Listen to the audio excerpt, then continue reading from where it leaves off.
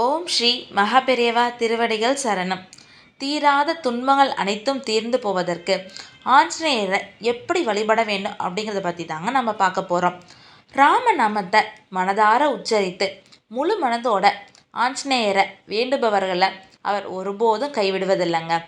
ராமருடைய தீவிர பக்தரான ஆஞ்சநேயர் தைரியம், ஆரோக்கியம் ஆகியவற்றை காத்து கொடுக்கக்கூடியவர். அப்படிப்பட்ட ஆஞ்சநேயரை நாம் வழிபட்டு வந்தோம் அப்படின்னா நமக்கு இருக்கும் அனைத்து பிரச்சனைகளும் தீர்ந்து வாழ்க்கையில் மிகவும் மகிழ்ச்சியுடன் வாழ முடியுங்க. தீமைகள் அவருடைய பக்தர்களை நெருங்காமல் அவர் மிகவும் பாதுகாப்பாக பக்தர்களை பார்த்து கொள்வாருங்க. ஒரு சிலருக்கு எந்த காரியம் தொட்டாலும் அதில் பல தடைகள் வந்து கொண்டே இருக்கும். அப்படி காரிய தடைகள் தொடர்ந்து வந்து கொண்டே இருந்தால் ஆஞ்சநேயரை தொடர்ந்து வழிபட்டு வர காரிய தடைகள் அனைத்தும் நீங்கிவிடுங்க. நீண்ட வருடங்களாக நமக்கு இருக்கின்ற பிரச்சனைகள், நோய்கள், துன்பங்கள் அனைத்தும் தீர ஆஞ்சநேயரை வழிபடலாங்க. நம்முடைய வாழ்க்கையில் பொருளாதார ரீதியான முன்னேற்றம் வரவில்லை அப்படின்னா கூட நீங்கள் ஆஞ்சநேயரை வழிபடலாங்க. ஆஞ்சநேயரை நாம் தொடர்ந்து வழிபட்டு வந்தோம் அப்படின்னா அவருடைய அருள் மட்டும் இல்லாமல் ராமருடைய அருளும் நமக்கு முழுமையாக கிடைக்குங்க. ஆஞ்சநேயரையும் வழிபட்டு வர நம் வாழ்க்கையில் நமக்கு நடக்கவே நடக்காது என்று நினைத்த காரியங்கள் கூட வெற்றி பெறுங்க. ஜாதகத்தில் நமக்கு ஏதாவது தோஷங்கள் இருந்தாலும், சனி பகவானால் ஏதாவது தோஷங்கள் இருந்தாலும் ஆஞ்சநேயரை வழிபட்டு வர அனைத்துமே நீங்குங்க.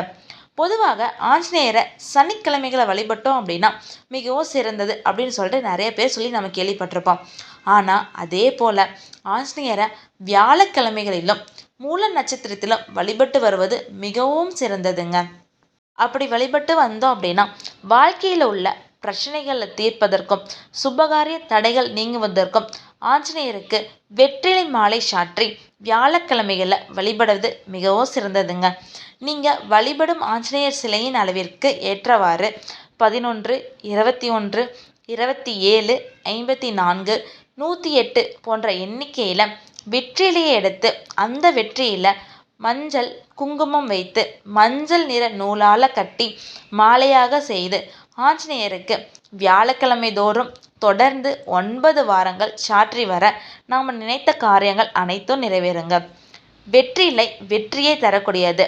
அதனால் வியாழக்கிழமையில் வெற்றிலை மாலையை அனுமனுக்கு சாற்றி நம்முடைய வேண்டுதல்களை அவரிடம் கூறி வழிபட்டு வந்தோம் அப்படின்னா நாம் நினைத்த காரியங்கள் அனைத்தும் நிறைவேறுவதில் வெற்றி கிடைக்குங்க. மேலும் நமக்கு நேரம் கிடைக்கும் பொழுதெல்லாம் ராம நாமத்தை சொல்லி ஆஞ்சநேயருடைய அருளுடன் சேர்த்து ராமருடைய அருளையும் பெறலாங்க.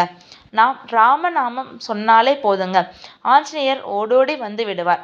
எனவே உங்கள் வாழ்க்கையில் உள்ள துன்பங்கள் அனைத்தும் நீங்கி வாழ்க்கையில் முன்னேற்றமும் மகிழ்ச்சியும் வளர்ச்சியும் கிடைக்குங்க. எனவே உண்மையான பக்தியுடன் ஆஞ்சநேயரை வழிபட்டு வந்தீங்க அப்படின்னா அவருடைய அருள் நமக்கு சுலபமாக கிடைக்குங்க. ஹரஹர சங்கர ஜெய ஜெய சங்கரா, ஹரஹர சங்கர ஜெய ஜெய சங்கரா. ஓம் ஸ்ரீ மகாபெரியவா திருவடிகள் சரணம்.